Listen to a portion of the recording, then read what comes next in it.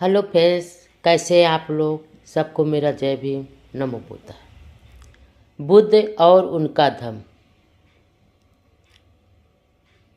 भाग 21। दुख में डूबे सुयोधन के परिवार का विलाप। नंबर 1। सुयोधन के परिवार के लोग बड़ी उत्सुकता से इस आशा में प्रतीक्षा कर रहे थे कि संभव है क्षण सिद्धार्थ को समझा बुझाकर वापस लाने में सफल हो जाएगा। नंबर 2।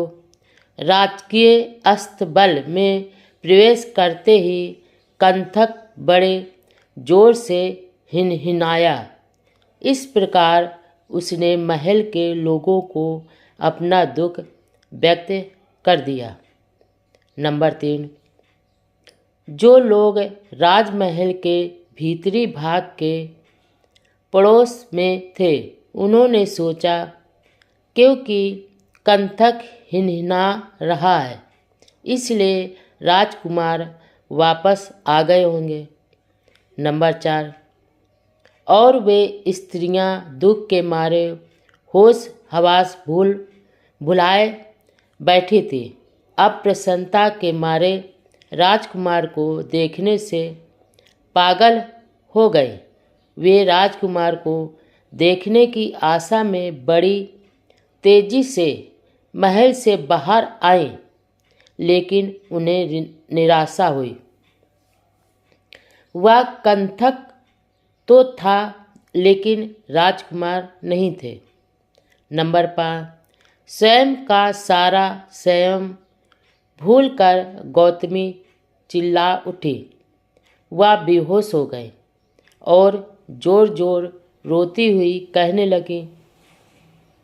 नंबर 6। जिसके लंबे लंबे बाहु हैं, जिसकी सिंह समान चाल है, जिसकी ब्रसम जैसी आंखें हैं, जो स्वर्ण समान सुंदर है, जिसका वक्ष स्थल खूब चौड़ा है, जिसका स्वर मेघ गर्जन के समान गंभीर है, क्या ऐसे सूरवीर को किसी आश्रम में रहना चाहिए? नंबर 7। यह वसुंधरा ही रहने योग्य नहीं है, क्योंकि वह उदार आचरण वाला सद्गुणी व श्रेष्ठ हमें छोड़कर चला गया है। नंबर 8। उसके ये 2 पैरों की अंगुलियों के बीच में सुंदर जाली है, जिनके गिट्टे नीले कमल की तरह कोमल और आच्छादित हैं, जिनके बीच चक्र चिन्ह अंकित है।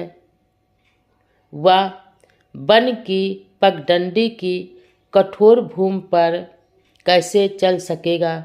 नंबर 9।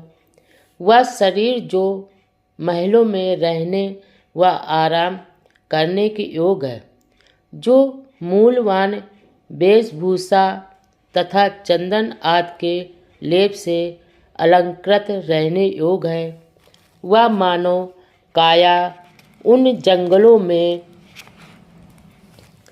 कैसे रहेगा जहाँ शीत, उष्णता और वर्षा से बचने का कोई उपाय नहीं है। नंबर 10।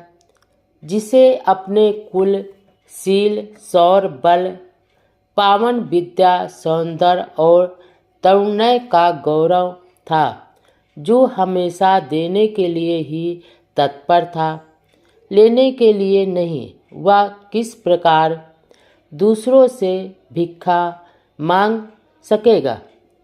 नंबर 11। जो स्वच्छ सुनहरी बेदाग शैया पर सोता था और जिसे रात में मधुर वाद संगीत से उठाया जाता था, वह मेरा तपस्वी अब केवल एक वस्त्र बिछाकर कठोर पृथ्वी पर कैसे सो पाएगा? नंबर 12। इस प्रकार के करुण विलाप को सुनकर स्त्रियां परस्पर एक दूसरे को गले लगाकर नेत्रों से अश्रु बहाने लगे। उनकी आंखों से अश्रु क्या बरस रहे थे, मानो हिलाई गई लताओं के फूलों से मधु बरस रहा था। नंबर 13। यह भूल कर भी उसने उसे सहर्ष जाने की अनुमति दे दी। वियोग हत यशोधरा भी शुद्ध बुद्ध खोकर भूमि पर गिर पड़े। नंबर 14। मुझ जैसी कर्तव्यपरायण धर्म पत्नी को वह कैसे छोड़ गए। वह मुझे विधवा बना गए। वह अपनी धर्म पत्नी को अपने नए जीवन का संगी साथी बना सकते थे। नंबर 15। मुझे स्वर्ग की कामना नहीं है। मेरी एक ही इच्छा रही है कि मेरा पति मुझे इस लोक एवं परलोक में कभी न छोड़े। नंबर 16। यदि मैं विशाल नेत्रों और आभा युक्त मुस्कुराहट वाले उनके तेजस्वी मुख की ओर देखने की अधिकारिणी नहीं हूँ, तो क्या यह बेचारा राहुल भी अपने पिता की गोद में लेटने का अधिकारी नहीं है। नंबर 17।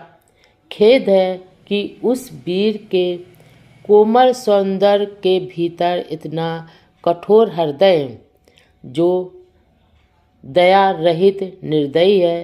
कौन ऐसा है जो शत्रु को भी अपनी तोतली बोली से मुग्ध कर लेने वाले इस प्रकार के बच्चे तक को स्वेच्छा से छोड़कर चला जाए। नंबर 18। मेरा हृदय भी अर्थार्थ में अत्यंत कठोर है। शायद पत्थर का बना हुआ अथवा लोहे निर्मित है, जो अपने प्रसन्नता योग तेजस्वी स्वामी के वन गमन पर अनाथवत छोड़कर चले जाने पर भी विदीर्ण नहीं हुआ। लेकिन मैं क्या करूं?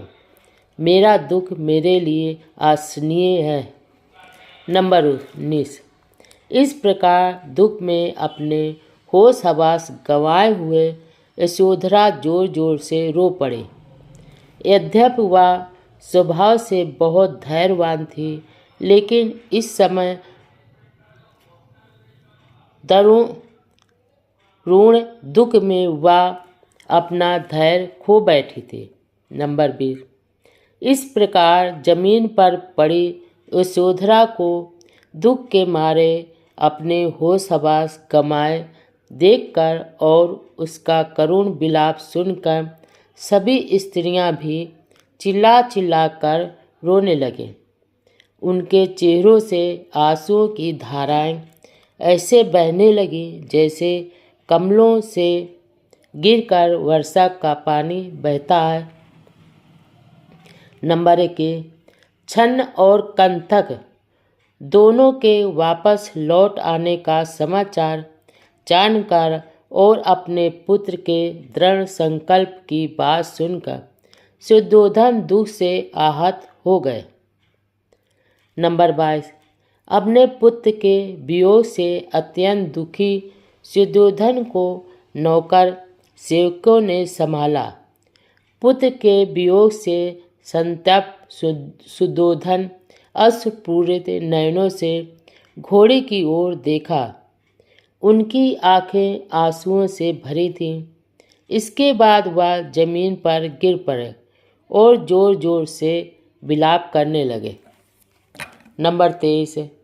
सुयोधन उठे और अपने मंदिर में गए, प्रार्थना की और कई मांगलिक अनुष्ठान किए। अपने पुत्र के सकुशल लौट आने के लिए उन्होंने कई मन्नतें मांगी।